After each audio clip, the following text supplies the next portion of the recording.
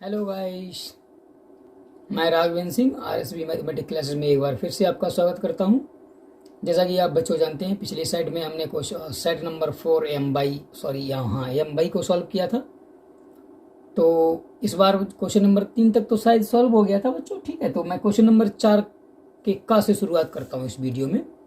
तो question number 4 का ज़्यादा समय नहीं लूँगा बच्चों। और देखिए, एक बार जरूर कहता रहूँगा कि आप लोग वीडियो को ज़्यादा से ज़्यादा शेयर किया करिए। ठीक है, अपने दोस्त, अपने रिश्तेदार, जो भी आप जिन्हें जानते हैं उन्हें प्रचार करिए, बताइए कि फ्री ऑफ कॉस्ट में गुरुजी पढ़ा रहे हैं आपको। तो उन अन्य लोगों के पास तक इसकी मदद पहुँचे। ठीक है बच्चों, इसमें मैं आपसे कोई पैसा नहीं ले रहा हूँ, ना शेयर करने में आपसे कोई पैसा लगने वाला है। तो कम से कम आप गुरुजी की एक बात तो मान ही सकते हैं कि आप वीडियो को बराबर शेयर करते रहिए। ठीक है बच्चों, तो निश्चिंत रहें। और मैं क्वेश्चन नंबर 4 का सॉल्व करता हूँ, जिसमें दिया गया है कि सिद्ध कीजिए कि 5, देखिए वहाँ पे जो कॉमा लगा है वो भाई मिस्टेक लग गया है पेपर में। ठीक है, तो सिद्ध कीजिए कि 5 माइनस अंडर रूट 3 एक अपरिमेय संख्या है। मेरे को ये सिद्ध करना है बच्चों कि 5 माइनस अंडर रूट 3 एक अपरिमेय संख्या है ना। अपरिमेय संख्या है, तो आप निश्चिंत रहें इस बात को लेकर। मैं क्या करता हूं, हम इसको देखिए, ये मान कर चलते हैं कि हम इसके थोड़े विपरीत मानेंगे। ठीक है बच्चों, माना कि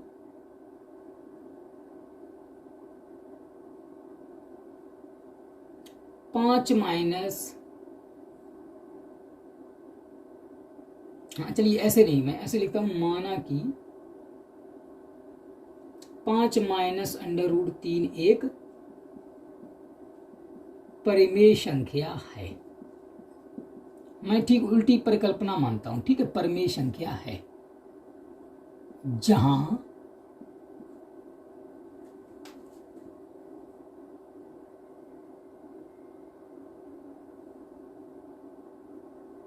या जिसको लिखेंगे, मैं जिसको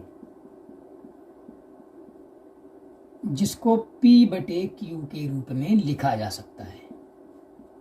P बटे Q के रूप में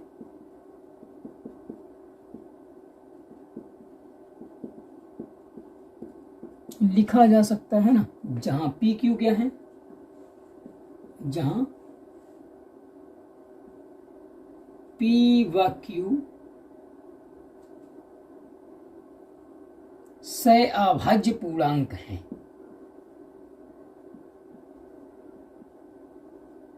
सह-अभाज्य कैसे है, पूर्णांक है। पूर्णांक है का मतलब क्या है कि इनके बीच में कोई भी उभयनिष्ठ गुणनखंड नहीं है। तब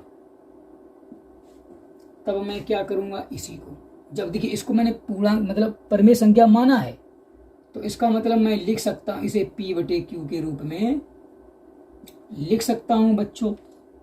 ठीक है, तो मैं क्या करूंगा, अब अंडर रूट 3 को इधर ले आऊंगा।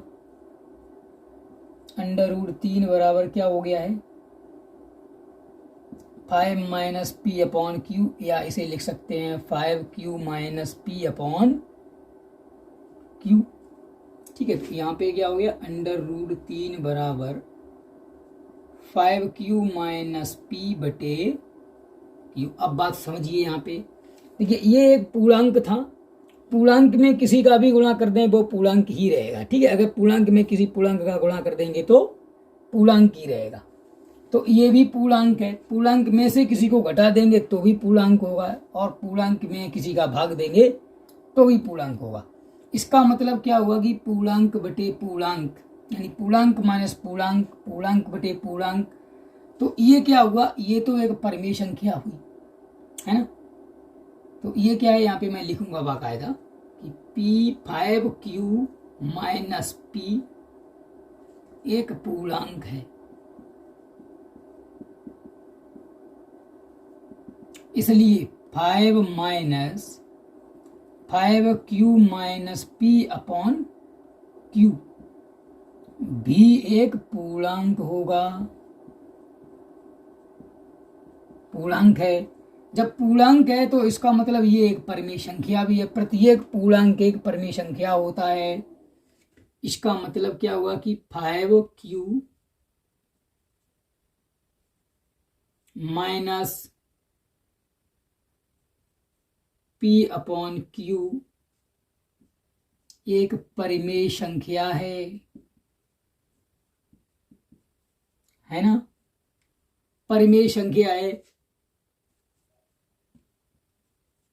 लेकिन क्या कि लेकिन अंडर रूट 3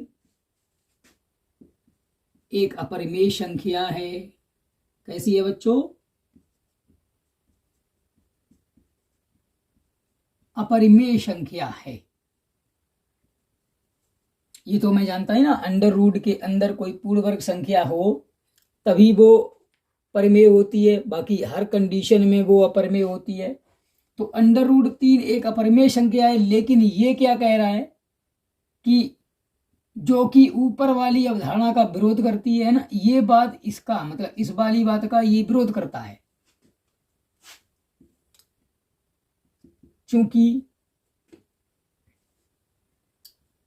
पहला कथन मान लेते हैं, दूसरा कथन, तो दूसरा कथन जो है ना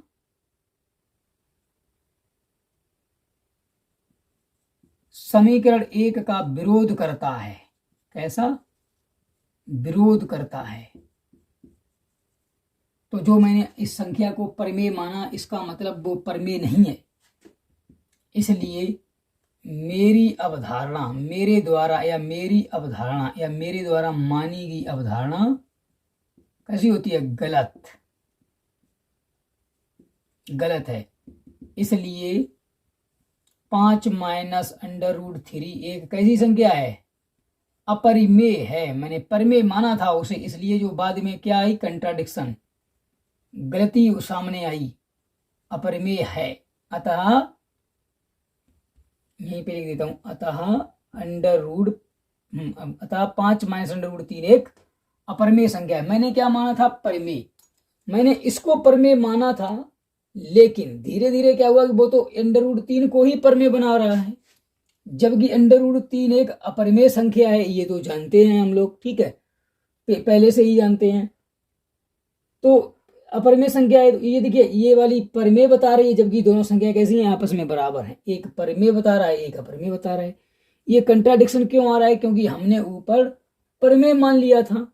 अगर मैं पहले ही उसको अपरिमेय मान लेता तो ये कंट्राडिक्शन नहीं आता। और इसको सिद्ध करने का यही एक तरीका है कि कंट्राडिक्शन मेथड, कि हम जिस अवधारणा को माने अगर वो गलत साबित हो जाती है तो इसका मतलब वो ठीक उसकी विपरीत तो है ही।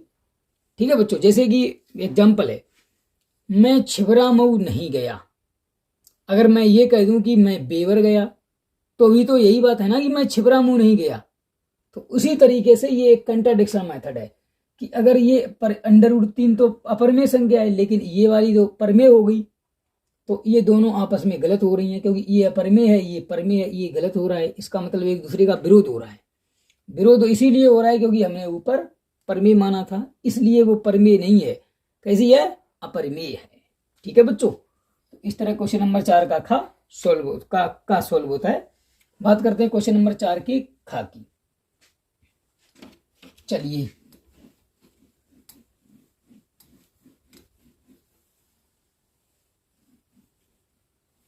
क्वेश्चन नंबर 4 का खा क्या बोल रहे हैं? क्वेश्चन नंबर 4 का खा कह रहा है कि समांतर श्रेणी दी गई है।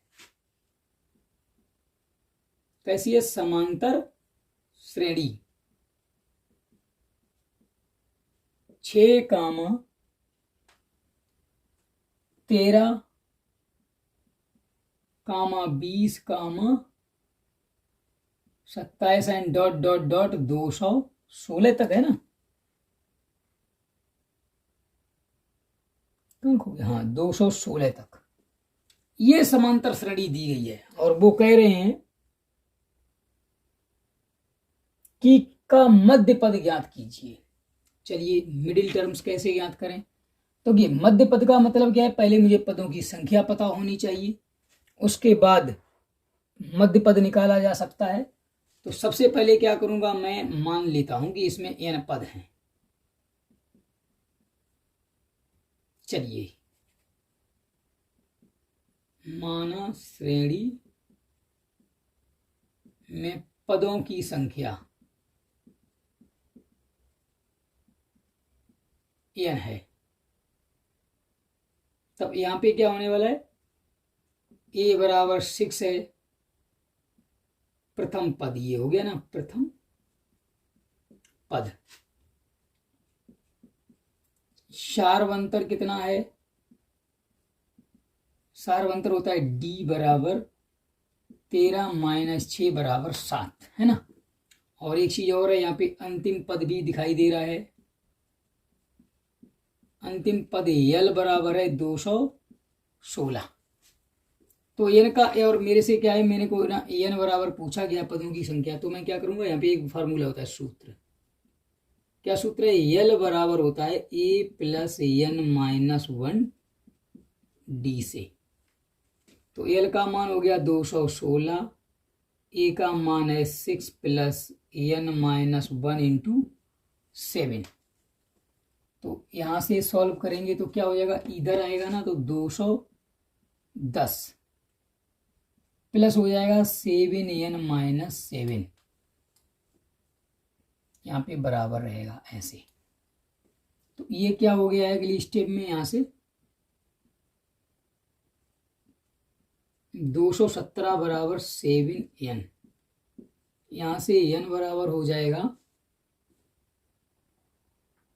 217/7, मतलब 31 आ गया। तो n बराबर 31 पद है टोटल, है ना। तो मध्य पद कौन सा हुआ, मध्य पद,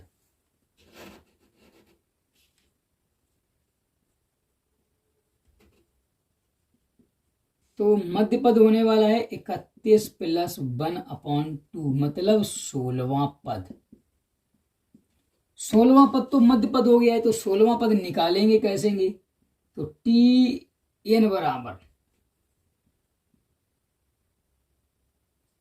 ए प्लस एन माइनस 1d से। तो यहाँ पे क्या है, T16 निकालने वाले हैं हम लोग, तो 6 प्लस 16 माइनस 1 इंटू 7, तो कितना हो गया, 6 प्लस 15 सत्ते 105, 111।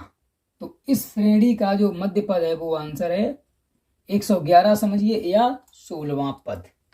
ठीक है बच्चों, इस तरह क्वेश्चन नंबर 4 का खा लग गया है। क्वेश्चन नंबर 4 का गा लगाते हैं। अब क्वेश्चन नंबर 4 का गा में क्या क्या दिया गया है, चलो देखते हैं। देखिए बच्चों, क्वेश्चन नंबर 4 के गा में दिया गया है कि त्रिभुज एबीसी की भुजा एपी और एसी के मध्य बिंदु, AB के मध्य बिंदु जो है वो E और F हैं, जिनके निर्देशांक भी दिए गए। बिंदु ए के निर्देशांक हैं 1, -4 हैं। त्रिभुज एबीसी का क्षेत्रफल ज्ञात करना। देखिए इस त्रिभुज का क्षेत्रफल ज्ञात करना है इसका, तो मैं मान लेता हूं कि इसके निर्देशांक हैं x1, y1, और इसके निर्देशांक हैं x2,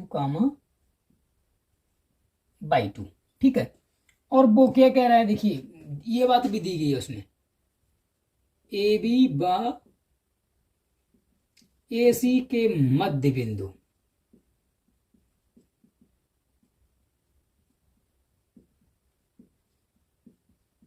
क्रमशः E व F हैं, जिनके निर्देशांक ऊपर दिए गए हैं। तब देखिए, मैं ये भी बात मैंने क्या किया, इसको मैंने माना, चलिए मैं मान लेता हूं, इसको मान लेती है, चाहे लिख भी दीजिए यहाँ पे कि माना कि बिंदु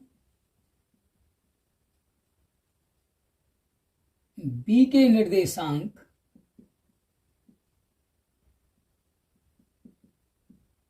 निर्देशांक क्या है, x1,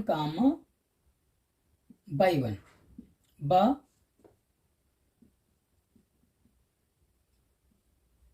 बिंदु C के निर्देशांक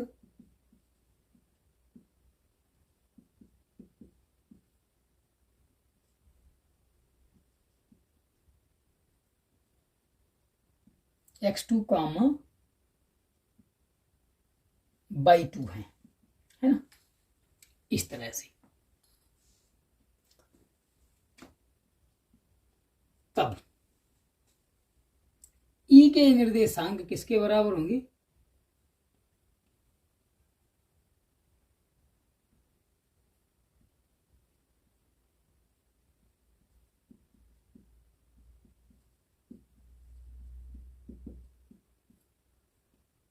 ई के निर्देशांक बराबर हो जाएगा ए व बी के मध्य बिंदु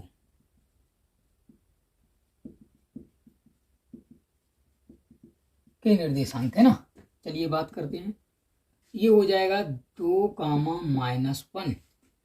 ए और बी के बीच के निर्देशांक क्या हो जाएगा? 1 + x/2 बराबर क्या हो जाएगा?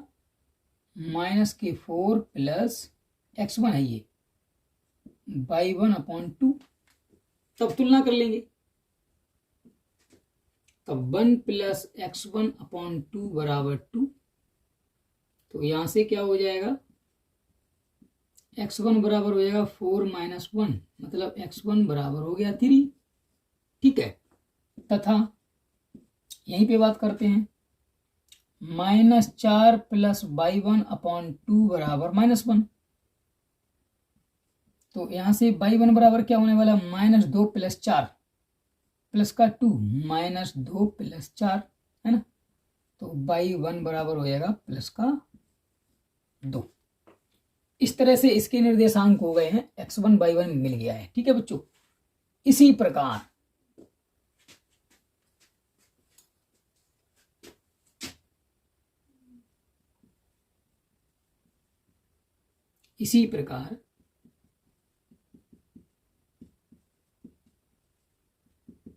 f के निर्देशांक बराबर a व c के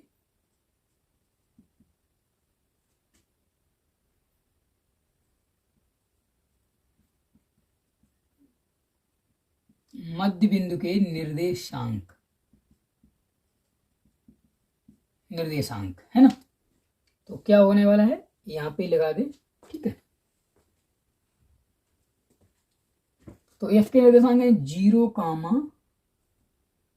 और थोड़ा ऊपर ले लेना 0, -1 बराबर क्या होगा? a और c के बीच मतलब 1 + x2/2। ये हो जाएगा -4 + y2/2। तो 1 + x2/2 बराबर 0। यहां से क्या आ जाएगा? x2 बराबर 0, सॉरी 0 नहीं, -1 आएगा। इसका मल्टीप्लाई करेंगे, यहाँ 0 हो जाएगा तो ये हो जाएगा -1 है ना, इस तरह से। और यहाँ पे बात करेंगे तब -4 + y2/2 बराबर -1। फिर वही बात आएगी यहाँ पे y2 बराबर कितना हो जाएगा? -2 + 4। y2 बराबर फिर से 2 आ गया है ना। ये चलिए अब स्टार्ट करते हैं त्रिभुज का क्षेत्रफल। थोड़ा इतना नोट कर लीजिए, तब तक मैं यहाँ पे लिख रहा हूँ। त्रिभुज का क्षेत्रफल क्या होता है? 1/2 x1 y2 - y3 x2 y3 - y1 x3 y1 - y2 से, है ना। ये त्रिभुज का क्षेत्रफल का फार्मूला होता है। तो चलते हैं इस त्रिभुज के, इसी फार्मूले से हम त्रिभुज का क्षेत्रफल ज्ञात करते हैं। ठीक है। चलिए मैं इस चित्र को मिटा देता हूं, अब इसका कोई काम नहीं रहा है। चलिए यहां से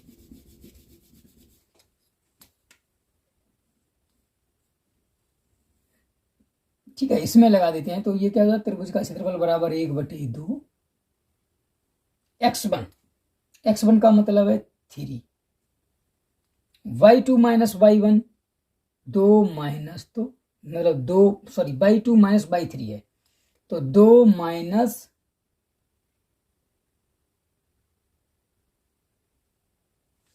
y3 वाला ऊपर वाला मान लेते। चलिए ये ए पॉइंट है x3 और y3, क्योंकि ये सबसे ऊपर कोने पे लिखा था ना। इन दोनों बिंदुओं का तो कोई काम ही नहीं है। इसका ए बी सी का क्षेत्रफल चाहिए ना। त्रिभुज ABC में लिख दूं यहाँ पे ना। त्रिभुज ए बी सी का मतलब क्या है, ए बी सी तीन निर्देशांकों की जरूरत है।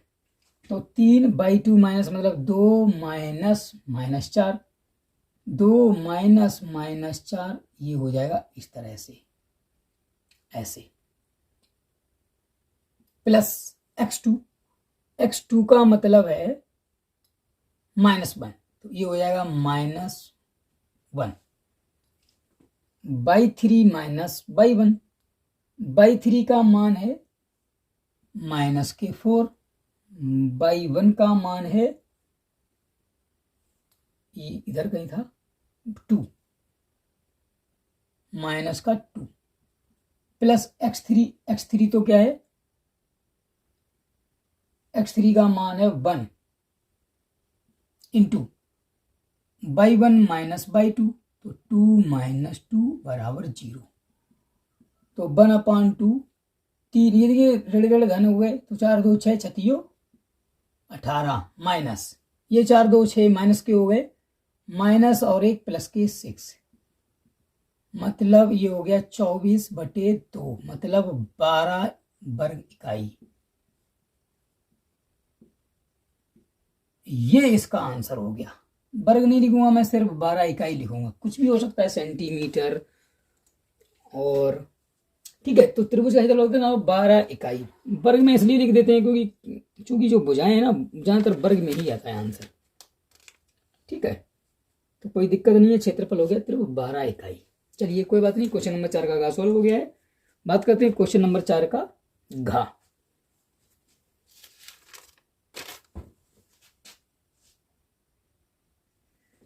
चलिए देखिए क्वेश्चन नंबर 4 के घा में दिया गया है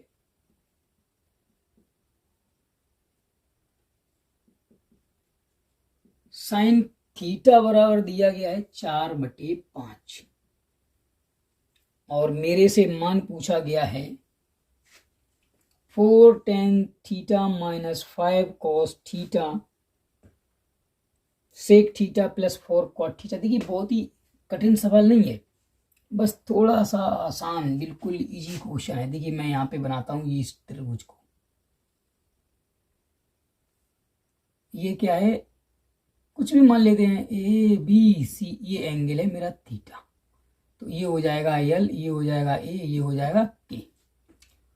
तो देखिए साइन में क्या होता है, ये होता है L/K, यानी कि ये 4 है, ये 5 है। फिर वही बात, ये ट्रिपलेट से आ जा रहा है ना, 3 4 5, ये दो भुजाएं दी गई हैं, तो ये कौन सी है, ये वाली 3 होने वाली है। बस चाहो तो पाइथागोरस प्रमेय लगाइए, ठीक है। पाइथागोरस प्रमेय से हम इसका मान निकाल लेंगे, ये 3 आने वाली है। वैसे मेरे को तो पता चल गया 3, बस वो नहीं देखने वाला है सवाल में, बस तुमसे ये इसका आंसर पूछा गया है। तो मैं बात करता हूं मेरे को किसकी किसकी जरूरत है। टेन थीटा बराबर क्या हो जाता है, L/A, मतलब 4/3। कोट थीटा बराबर हो जाएगा A/L, या इसी को ठीक है उल्टा कर दो, 3/4। यहां से सेक थीटा क्या होता है, सेक थीटा होता है K/A, तो 5/3, और cos थीटा पूछा गया है, तो cos थीटा इसका उल्टा हो जाएगा A/K, मतलब 3/5, ठीक है। तब किसका मान पूछा गया मेरे से, 4 tan theta, tan theta minus के 5 cos थीटा, cos है यहाँ पे, पूरे के बटे sec theta plus 4 cot theta बराबर 4 इंटू 10 का मान कितना है, 4/3 माइनस 5 इंटू cos थीटा का मान है 3/5, पूरे के बटे सेक थीटा का मान है 5/3 प्लस 4 इंटू, और क्या, cot थीटा का मान है 3/4। बस सॉल्व कर देते हैं इसको, 5 से 5 कैंसिल हो गया, 4 से 4 कैंसिल हो गया, 4 चौकू 16/3 माइनस 3 पूरे के बटे 5/3 प्लस 3, ये हो जाएगा 16 माइनस 9/3 पूरे के बटे आने वाला है 3 त्रिका 9, 5 प्लस 9/3, 3 से 3 कैंसिल हो जाएगा, ये हो जाएगा 7/14 यानी कि 1/2। तो इसका आंसर आने वाला है बच्चों 1/2। इतना सवाल था, बस थोड़ी कैलकुलेशन थी, उसमें कोई दिक्कत नहीं था और ज़्यादा कैलकुलेशन नहीं थी, बिल्कुल इजी क्वेश्चन। बात करते हैं क्वेश्चन नंबर 5 के का की। चलिए इसको भी सॉल्व करते हैं।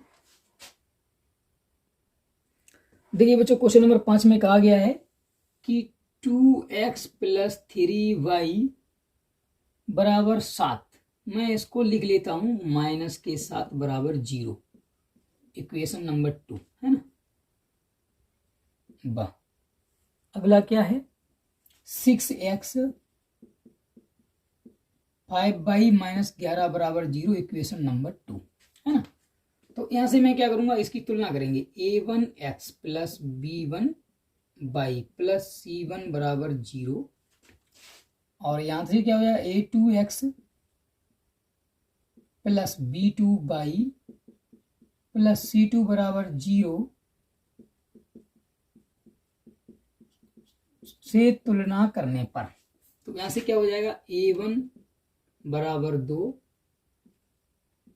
b1 बराबर 3, c1 बराबर -7, a2 बराबर 6, b2 बराबर 5 और c2 बराबर -11। तो क्या करेंगे हम लोग, निकालेंगे सबसे पहले a1/a2। अब ठीक है, कितना हो जाएगा 2/6 मतलब 1/3, और निकालेंगे हम लोग b1/b2 है ना। b1/b2 क्या होने वाला है 3/5, यानी कि अब चूंकि a1/a2 does not equal to b1/b2, अतः क्या हो गया, यहां से सिद्ध होता है, अतः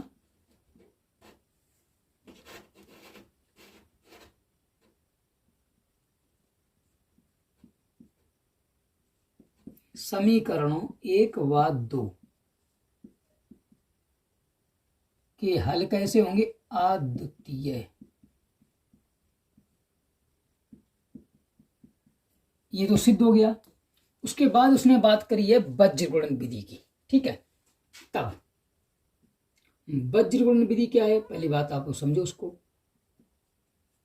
वज्रगुणन विधि क्या है कि x बटे, इसको दाबेंगे ऐसे, समझिए कभी याद भूलने का तरीका कभी भूलेंगे नहीं आप, ऐसे दबाएंगे ना ऐसे, तो क्या करना है इसका मल्टीप्लाई इसके साथ, मतलब देखिए वज्रगुणन विधि का क्या होता है कि या तो आप सूत्र याद कर लीजिए, या देखिए मेरे को तो सूत्र याद होते नहीं है, तो मैं ऐसे लिखता हूँ 3y माइनस 7 बराबर 0, ये हो जाएगा 6x प्लस 5y माइनस 11 बराबर 0। इन दोनों को दबाएंगे का मतलब क्या हो जाए, इसका मल्टीप्लाई इसमें, मतलब b1c2 माइनस c1b2 है ना, बराबर बाई का मतलब ये वाला, इसके ऊपर लगाए माइनस चिन्ह, क्योंकि पहला प्लस दूसरा माइनस, ठीक है, इस प्रकार। तो ये इसको दबाएंगे तो ये क्या a1c2, ये हो गया है a1c2 माइनस c1a2 बराबर 1/, इसको दबाएंगे अब, ठीक है। तो ये क्या होने वाला a1b2 और b1a2, ये तो वज्रगुणन विधि के सूत्र हो गए हैं ना। या अगर आप इस मैथ्स को नहीं लिखना चाहते तो इसको आगे पीछे कर दीजिए, कोई दिक्कत नहीं है, वो तुम्हारा अपना अपना प्रॉब्लम है। तो मैं यहां से चलता हूं, x/b1 का मान है 3 इंटू माइनस के 11 है ना, माइनस c1b2 माइनस के 7 इंटू 5 बराबर माइनस के 22/, A12 C2 -11 minus C1 -7 into A2 into 6 बराबर 1 A1 B2 मतलब 2 इंटू 5 माइनस B1 A2 तो 3 इंटू 6 है ना। तो अगली स्टेप में क्या आने वाला है, x बटे पूरा दिखाई देगा ना बच्चों। चलिए इस बार दिखाई दे जाएगा, ये हो जाएगा -33 और प्लस के 42 -33 और 7 पाना 35 ऐसे बराबर 22 बटे माइनस का वही है ना, तो 11 दूनी -22 और प्लस के हो जाएंगे 7 छंगा 42 बराबर 1 माइनस के 10 माइनस के देखिए प्लस के 10 होने वाले हैं इस तरह 18 है ना। तो अगली देखिए, अब यहाँ पे मिटा देता हूं मैं, ठीक है, बस यही इतना काम करना था मेरे को उससे, क्योंकि सूत्र याद नहीं रहता है, उस तरीके से याद बना रहता है। तो x1 बटे मतलब x बराबर 2 22 बटे माइनस का है, तो माइनस माइनस काट देंगे बाद में, ये हो जाएगा कितना माइनस का 20, नीचे लिख दे रहा हूं माइनस का 20, क्योंकि ऊपर ये वाला है ना प्लस के 20 बचेंगे, ऊपर वाला माइनस नीचे आ जाएगा बराबर 1 माइनस के ही 8 रहेंगे ये वाले। बस क्या करूंगा अब मैं, इसको फर्स्ट मानते हैं, इसको सेकंड मानते हैं, इसको थर्ड मानते हैं, क्योंकि पहले x का मान निकालने के लिए फर्स्ट और थर्ड लेना पड़ेगा, फर्स्ट व थर्ड से। x/2 बराबर 1/8, तो 2 ऊपर जाएगा, तो यहां से आने वाला है x बराबर माइनस का 1/4 है ना। चलिए दोबारा में क्या करेंगे, सेकंड व थर्ड लेने पर, जैसे ही सेकंड व थर्ड लेंगे तो क्या हो जाएगा, 22/-20 बराबर -8, माइनस से माइनस कैंसिल हो गया, तो 22 बराबर कितना हो जाएगा 20/8, मतलब 4 दूनी 8 4 पंचे 20, तो 22 बराबर आ जाएगा 5/2। ठीक है बच्चों, इस तरह वज्रगुणन विधि से इन दोनों सवालों का हल हो जाएगा। हम लिख देंगे अभीष्ट हल, x बराबर माइनस का 1/4 एंड y बराबर 5/2, दैट इज आंसर। ठीक है बच्चों, इस तरह 5 का सवाल सॉल्व हो गया। मैंने कहा था ना सवाल जो सेट है ना, काफी लंबे लंबे क्वेश्चंस दिए गए हैं, वैसे बोर्ड लेवल का ये पेपर है, इससे पहले के जो पेपर थे वो बहुत ही इजी थे, फिलहाल ये पेपर ठीक ठाक है। चलिए बात करते हैं क्वेश्चन नंबर देखिए 5 में का खा नहीं लगवाएंगे, क्योंकि वो रचना है, रचना मैंने कहा था सारी की सारी रचना एक ही वीडियो में कवर कर लेंगे हम लोग। तो क्वेश्चन नंबर 5 का गा लगाते हैं अब हम, ठीक है। चलिए बच्चों देखिए, ये क्वेश्चन नंबर 5 के गा में 2 खंड दिए गए हैं, ए और बी। तो ए वाला दिया गया है coat square theta minus 1 sine square theta बराबर -1, ये सिद्ध करना है। तो मैं क्या करूंगा, LHS से सवाल को स्टार्ट करूंगा। Coat square theta minus 1 sine square theta क्या हो गया, कोस स्क्वायर थीटा बटे साइन स्क्वायर थीटा बराबर माइनस 1 साइन स्क्वायर थीटा। यहाँ से क्या करेंगे, 1 साइन स्क्वायर थीटा तो कॉमन आ गया है ना, ये बचा कॉस स्क्वायर थीटा -1। देखिए अगर 1 माइनस कॉस स्क्वायर थीटा होता तब तो ये साइन स्क्वायर थीटा होता है, तो मैं क्या करूँगा यहाँ से माइनस भी कॉमन लूँगा, माइनस के 1 साइन स्क्वायर थीटा, ये क्या हो जाएगा 1 माइनस कॉस स्क्वायर थीटा। अब ये मिलकर क्या बन गया है ना बच्चों, साइन स्क्वायर थीटा है ना, इंटू ये हो जाएगा साइन स्क्वायर थीटा, इससे ये कैंसिल हो गया, तो क्या बचा -1, यानी कि RHS साइड का आ गया है। ठीक है, इस तरह सिद्ध हुआ। चलिए बात करते हैं खंड बाकी। बी में क्या दे रखा है, 1 + tan स्क्वायर थीटा, और अगले में दिया गया है 1 + साइन थीटा और 1 - साइन थीटा बराबर क्या सिद्ध करना है, 1, ओनली 1। तो इसका भी ये वाला LHS है ना, और ये वाला RHS है, तो मैं यहाँ पे भी LHS साइड से शुरू करता हूँ। 1 + tan स्क्वायर थीटा क्या हो गया, चलिए 1 + sin थीटा 1 - sin थीटा। देखिए 1 प्लस, यहाँ पे मैं लिख दे रहा हूँ 1 + tan स्क्वायर थीटा बराबर होता है सेक स्क्वायर थीटा। तो ये तो हो ही गया है सेक स्क्वायर थीटा, इसको लिख देंगे सेक स्क्वायर थीटा। अब ब्रैकेट में देखिए इसको एक बार जोड़ा गया, एक बार घटाया गया, तो क्या करेंगे, इसकी हो जाएगा 1 का होल स्क्वायर माइनस साइन का होल स्क्वायर। तो ये देखिए 1 से कोई फर्क नहीं पड़ने वाला है, तो ये तो है देखिए सेक स्क्वायर थीटा, और 1 - साइन स्क्वायर थीटा क्या होने वाला है, कॉस स्क्वायर थीटा।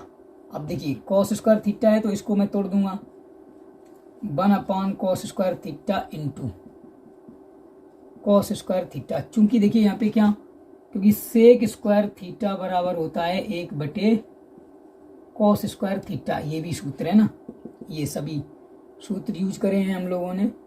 कॉस से कॉस कट गया, क्या बचा 1, यही क्या है मेरा RHS है ना।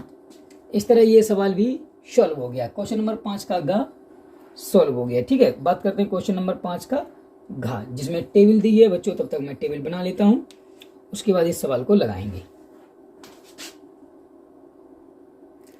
देखिए बच्चे, इस सवालों में दिया गया है कि 120 से 130 तक, और बारंबारता दी गई है 2। उसके बाद 130 से 140 तक, 140 से 150 तक,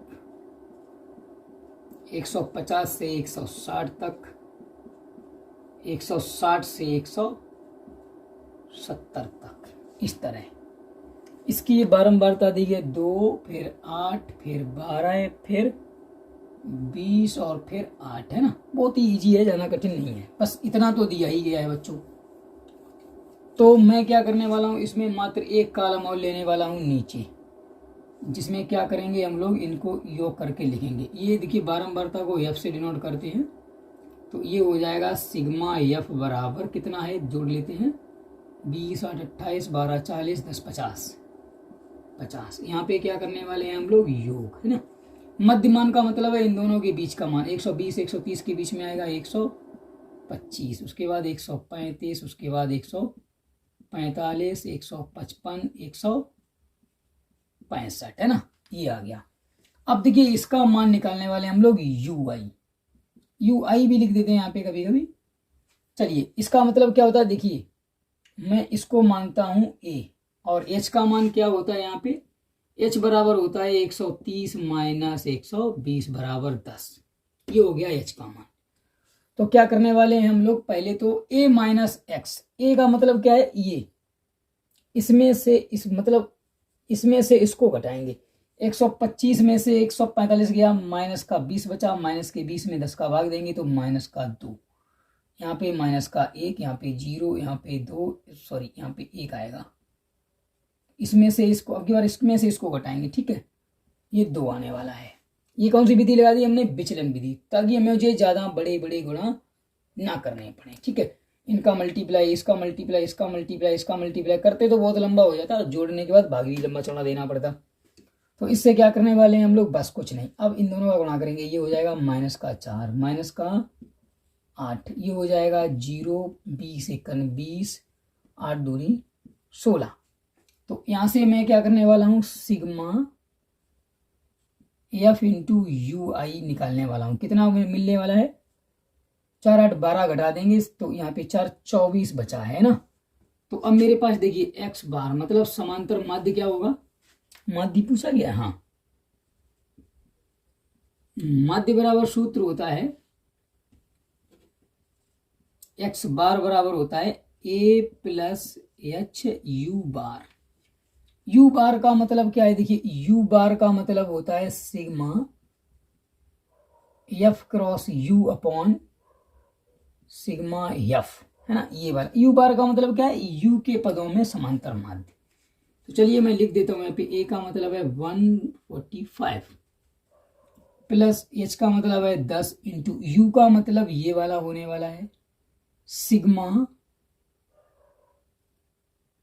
एफ, चलिए यहीं पे निकाल देता हूं मैं, 24/50 कितना हो गया,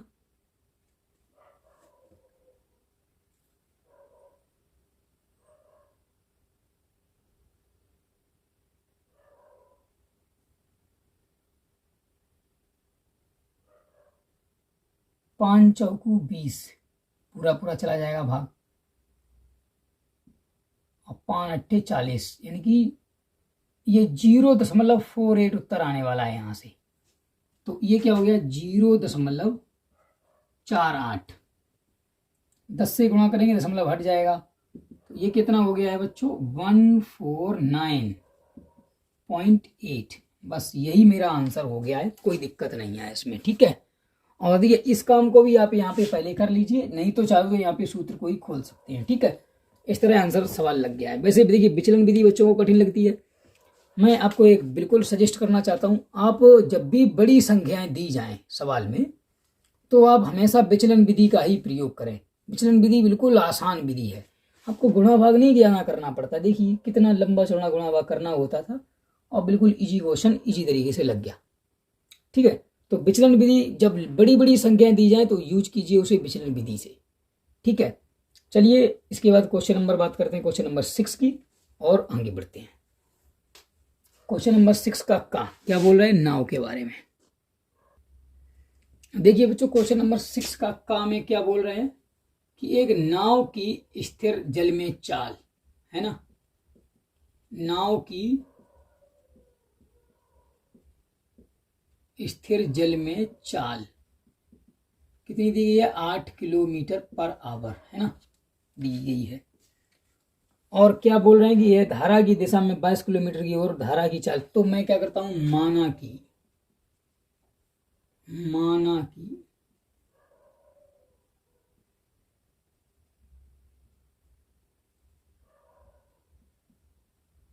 धारा की चाल है x किलोमीटर पर आवर, है ना, धारा की जो चाल है वो है x किलोमीटर पर आवर।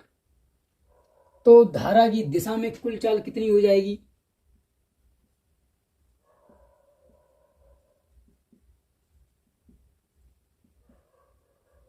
दिशा में चाल हो जाएगी 8 + x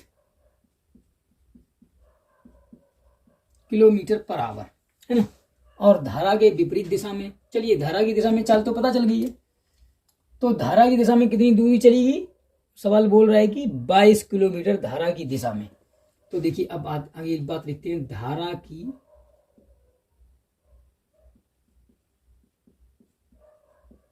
दिशा में 22 किलोमीटर, कितनी, 22 किलोमीटर दूरी चलने में लगा समय। धारा की दिशा में 22 किलोमीटर दूरी चलने में लगा समय, कितना टाइम लगेगा। तो देखिए मेरे पास चाल बराबर दूरी बटे समय सूत्र होता ना, चाल बराबर दूरी बटे समय, तो समय बराबर क्या होगा, चाल मतलब दूरी बटे चाल। तो दूरी है 22 किलोमीटर, चाल कितनी है धारा की दिशा में, 8 + x, ये घंटे में उत्तर आने वाला है, ठीक है। अब बात करते हैं धारा की विपरीत दिशा में।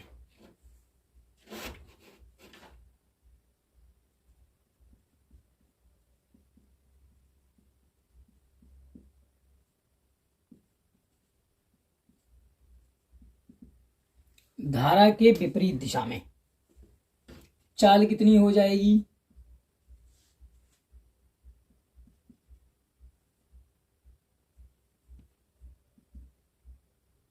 8 - x किलोमीटर पर आवर, है ना, इतनी। तो अब धारा की विपरीत दिशा में कितनी दूरी चलने वाला है, धारा के विपरीत दिशा में 15 किलोमीटर दूरी चलेगा। तो चलिए लिखता हूं, धारा के विपरीत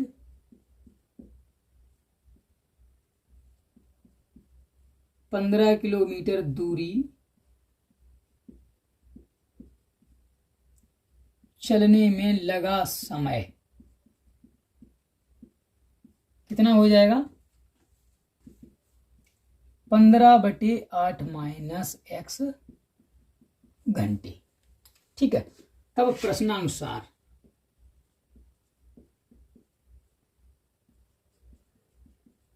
तो प्रश्न क्या कह रहा है? प्रश्न बोल रहा है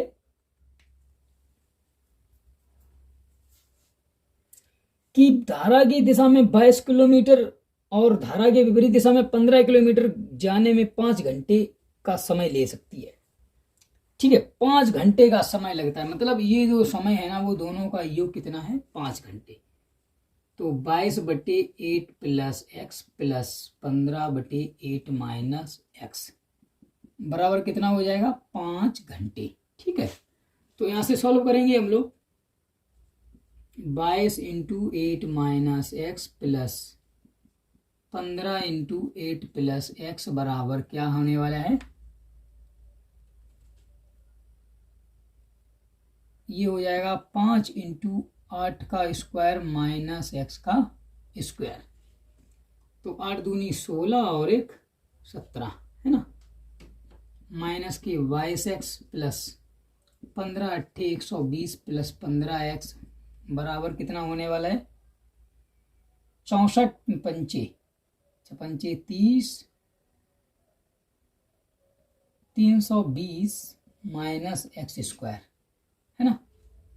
तो अब देखिए जोड़ा घटाई कर लेते हैं हम लोग। यहाँ पे बचेगा 15 7 8 7 ही बचेगा, 15 7 22 होती हैं और 120 76 कितने हो गए? ये 296 296 माइनस 7x बराबर 320 माइनस x स्क्वायर। ठीक है, x स्क्वायर इधर आ जाएगा, x स्क्वायर माइनस के 7x और माइनस के कितने बचने वाले हैं? 24 बराबर 0। बस इसी को क्या करना है मेरे को? यहां से सॉल्व करना है। x स्क्वायर माइनस ही है ना, तो माइनस है तो घटा की तरफ दी बनने वाली है। एक गड़बड़ी हो गई सवाल में ना, 5x स्क्वायर होते यहाँ पे 5x स्क्वायर, तो ये वाला भी 5x स्क्वायर ही रहेगा। ये बस बाकी सब ठीक है, 5x स्क्वायर रहेगा क्योंकि यहाँ पे 5 का मल्टीप्लाई यहाँ पे कर दिया तो लेकर अंदर नहीं किया था, वही पता चल गया तुरंत। तो 5x स्क्वायर नजर पड़ गई तो पड़ गई बीच में। ठीक है, 5x स्क्वायर ये है, तो 24 पंचे 120 लिखा हुआ है, तो 120 लाने का जरिया क्या है? 20 और बीच में 7 लाए, 15 8 120, ये हो जाएगा 15 माइनस 7 है ना। तो 5x स्क्वायर माइनस के 15x प्लस के 7x माइनस के 24 बराबर 0। 15 8 है ना, तो 15 में से 8 जाएंगे तब 7 बचेंगे। ये तो ये क्या है? 5x यहाँ से कॉमन ले लिया, क्या बचा? x माइनस 3 और ये हो जाएगा प्लस 8 कॉमन आ जाएगा, x माइनस 3 बराबर 0, x माइनस 3 और ये हो जाएगा 5x प्लस 8 इक्वल टू 0। तो जब x माइनस 3 बराबर 0 तो x बराबर आ गया 3, और देखिए यहाँ से क्या आएगी? 0, यहाँ से आएगा माइनस के 8/5 जो कि अमान्य होगा क्योंकि चाल कभी ऋणात्मक नहीं होती है। तो मैं लिखूंगा अतः धारा की जो चाल है ना वो कितनी आ गई है? 3 किलोमीटर पर आवर। ठीक है, ये मेरा अभीष्ट आंसर है। तो क्वेश्चन नंबर 6 का सोल्व हो गया है। बात करते हैं क्वेश्चन नंबर 6 के खा की। चलिए देख लेते हैं। देखिए बच्चों, इसमें दिया गया है कि 100 मीटर चौड़ी सड़क के दोनों ओर समान ऊंचाई के 2 स्तंभ स्थित हैं। सड़क पर स्थित किसी बिंदु से स्तंभों के शिखर के उन्नयन कोण 60 अंश और 30 अंश है। स्तंभों के बीच की स्थिति तथा प्रत्येक स्तंभ की ऊंचाई पूछी गई है। देखिए मान लेते हैं कि मेरे पास ये सड़क है, कितनी है? यहां से लेकर यहां तक 100 मीटर है, यहां से यहां तक। एक स्तंभ ये खड़ा है यहाँ पे और एक स्तंभ खड़ा है ये यहाँ पे। ठीक है, दोनों स्तंभों की ऊंचाइयां जो है ना वो मान लेते हैं हम h हैं ये, और एक पॉइंट कहीं यहाँ कहीं है। ज़्यादा ऊंचे हो गए इसलिए ठीक नहीं लग रहा है चित्र, है ना, ऐसे यहाँ कहीं है। तो ये जो बोल रहे हैं ना इसकी स्थिति, चलिए मैं थोड़ा और अच्छा सा बनाते हैं यहाँ पे और एक यहाँ पे। ये जो पॉइंट है P मान लेते हैं, देखिए ये ए बी है, इसको सी डी मान लेते हैं, यहाँ से यहीं तक अब एच रहेगी, ये वाली भी यहाँ से यहाँ तक एच रहेगी। इसको मान लेते हैं हम पी ए बराबर एक्स मान लेते हैं। ठीक है, ये एंगल मेरा 30 डिग्री है तो ये वाला 60 डिग्री है, वो ये कह रहा है सवाल। ठीक है, चलिए मैं लिखता हूं, माना कि प्रत्येक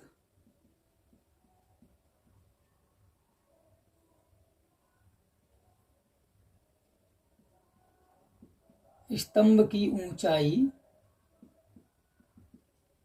h मीटर है ना। और मान लेता हूं, देखिए और क्या करता हूं, माना कि बिंदु P है, माना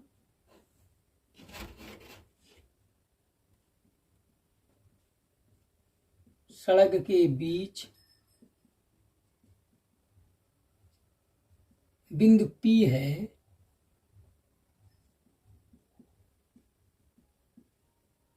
जिसकी A से दूरी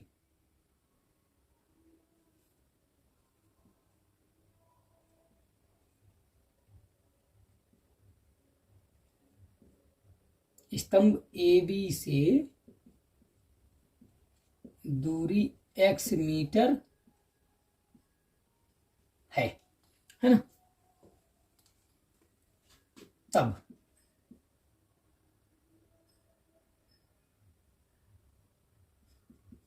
सी पी बराबर कितना हो जाएगा, 100 माइनस एक्स, और ए पी बराबर कितना हो जाएगा, एक्स, है ना। तब अब समकोण त्रिभुज लिखेंगे हम लोग। समकोण त्रिभुज पीडीसी या पीसीडी में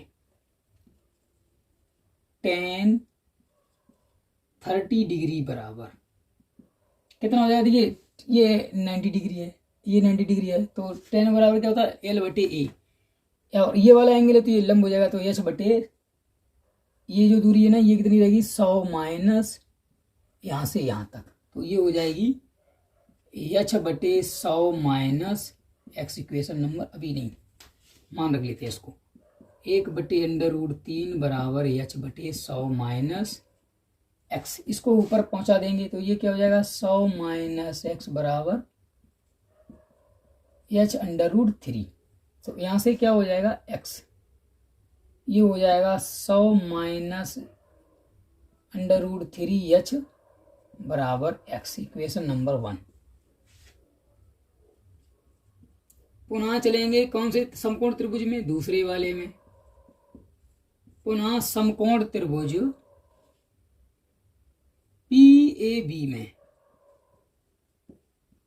PAB में क्या हो जाएगा, h बटे एक्स, तो ये हो जाएगा tan 60 डिग्री बराबर हो जाएगा h बटे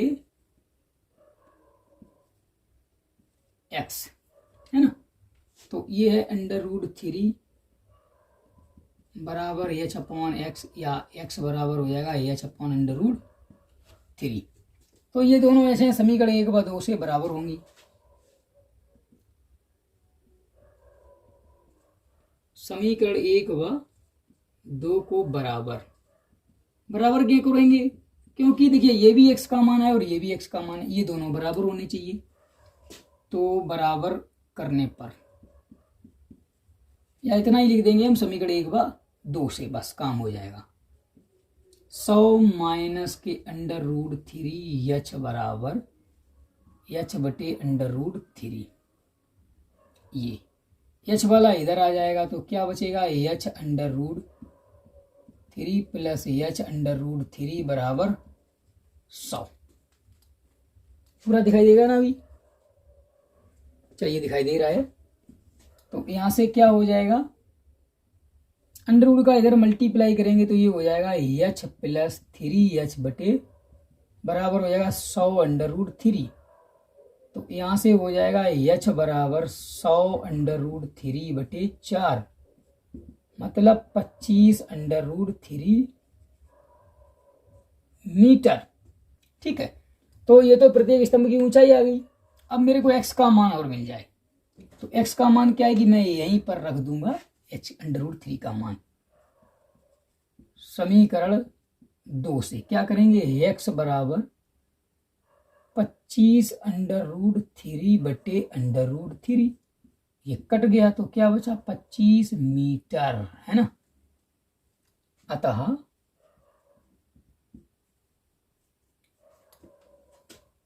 प्रत्येक स्तंभ की ऊंचाई कितनी है,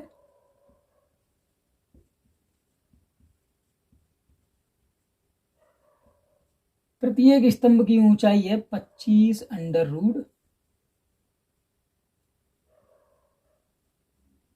3 मीटर। वाह, पूरा दिखाई दे रहा है ना। हाँ, वाह, बिंदु P कहां से है, बिंदु P स्तंभ AB से 25 मीटर दूर है। ठीक है, बस ये हुई स्थिति। इस तरह क्वेश्चन नंबर 6 का खास सॉल्व होता है। बात करते हैं क्वेश्चन नंबर 6 के गा की।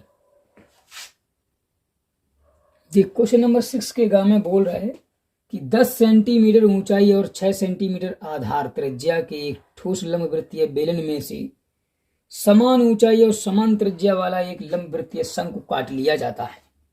शेष बचे ठोस का कुल पृष्ठीय क्षेत्रफल पूछा गया है। अब आप समझिए कि मान लेते हैं ये मेरे पास एक बेलन है, ये लंबवृत्तीय बेलन है। किसकी ऊंचाई कितनी दी गई है, 10। ये है 10 सेंटीमीटर और इस बेलन की जो त्रिज्या दी गई है वो ये ऐसे समझिए आप, ये इसकी त्रिज्या हो गई यहां से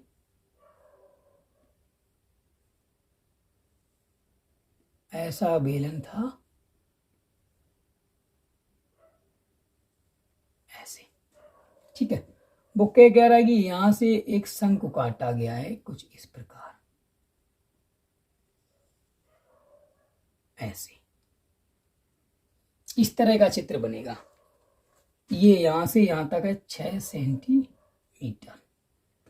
तो देखिए, चलिए मैं स्टार्ट करता हूं। दिया क्या गया है सवाल में,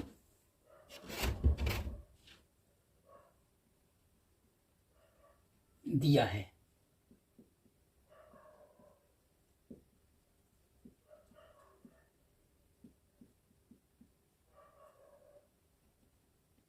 बेलन की ऊंचाई h बराबर 10 सेंटीमीटर।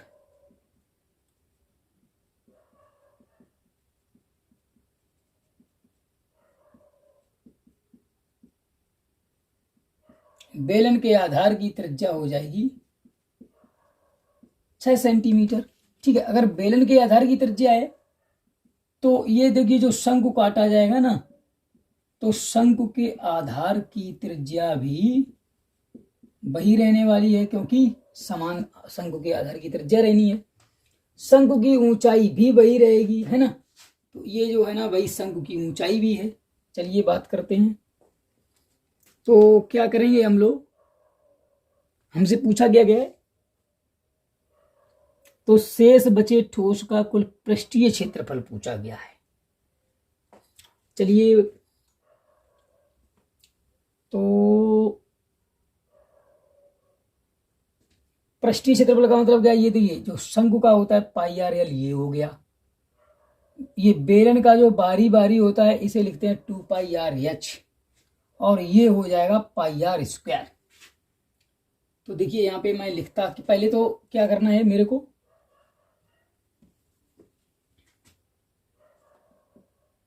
शंकु की ऊंचाई भी कितनी होगी,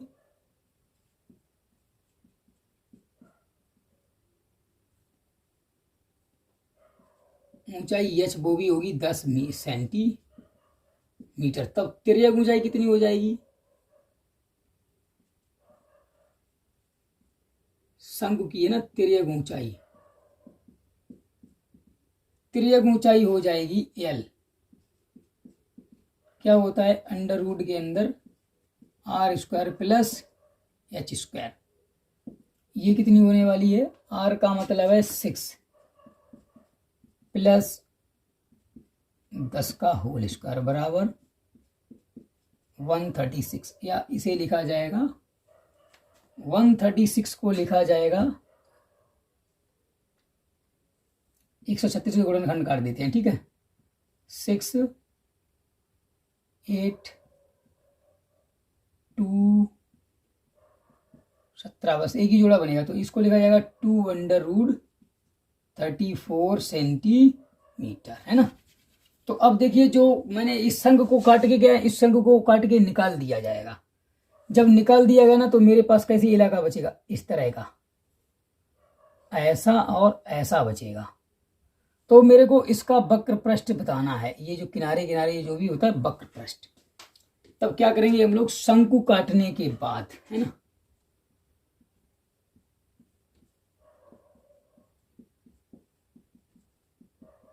के बाद शेष भाग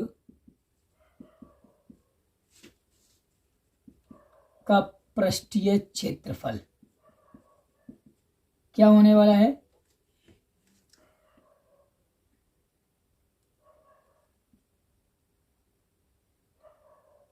शंकु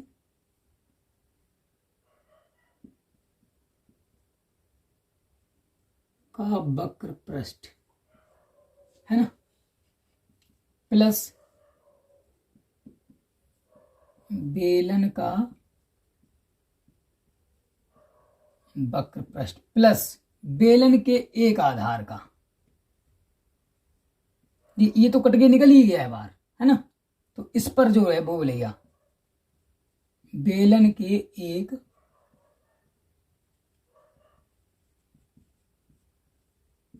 आधार का क्षेत्रफल, या मैं लिख सकता हूं pi R L plus 2 pi R H plus pi R square. अब इसमें मान रखने हैं, पाई का मतलब है 22/7 इंटू आर का मतलब, ये पाई का मान नहीं रखेंगे, बाद में रख लेंगे, पाई इंटू आर का मान है 6 इंटू एल का मान है 2 अंडर रूट 34, ठीक है। इस तरह से ये प्लस 2 पाई ऐसा ही रहेगा into 6 into 10 plus pi into 6 into 6, ये हो गया। इसका मतलब कितना हो गया, पाई, ये हो गया पाई इंटू 12 अंडर रूट 34, ये प्लस 6 दूनी 12 ढाई 120 पाई प्लस 6 रंग 36 पाई, तो ये हो जाएगा 6 रंग 36 20 156 प्लस 12 अंडर रूट 34 और पूरे के बाहर आ जाएगा पाई सेंटीमीटर स्क्वायर। अब चाहो तो हम लोग पाई का मान रख तो दें, लेकिन पाई से कोई सोल्यूशन मिलने वाला नहीं है, तो पाई को ऐसा ही रहने दीजिए, बस यहीं पर आपका उत्तर माना जा सकता है। इसके आगे अगर आप बढ़ाना चाहें तो बढ़ा सकते हैं, लेकिन यहीं पर अगर छोड़ेंगे तो कोई दिक्कत नहीं आएगी। चलिए क्वेश्चन नंबर बात करते हैं घा की, छठे का घा। देखिए बच्चों, छठे के घा में कह रहा है कि निम्नलिखित आंकड़ों के लिए अधिक प्रकार की विधि द्वारा संचयी बारंबारता वक्र खींचना है। तो देखिए ये ग्राफ का सवाल है, चिंता मत करें आप, इस सवाल को भी हम ग्राफ के थ्रू ही समझा देंगे आपको। फिलहाल ऐसे इस चार्ट इस बोर्ड पे तो समझ में नहीं आएगा, तो हम ग्राफ की कॉपी पर ही वीडियो बनाएंगे, आप निश्चिंत रहें। फिलहाल तो इस प्रकार क्वेश्चन नंबर 6 सॉल्व होता है, और जो 6 का घा रह गया है वो ग्राफ की कॉपी पर हम आपको सॉल्व करके दिखाएंगे बाकायदा। फिलहाल बचे हुए सेट को अब नेक्स्ट वीडियो में सॉल्व करेंगे, क्योंकि काफ़ी 1 घंटे 5 मिनट का वीडियो हो चुका है। तो बच्चों देखिए, फिर से मैं कहना चाहूँगा, हमारी वीडियो को लाइक कीजिए, शेयर कीजिए, और अगर आप चैनल पर नए हैं तो सब्सक्राइब कीजिए। ठीक है, शेयर तो ज़्यादा से ज़्यादा करिए ताकि मुझे भी लाभ हो और बच्चों को भी लाभ हो। ठीक है, चलिए बहुत बहुत धन्यवाद हमारी वीडियो देखने के लिए। Thank you.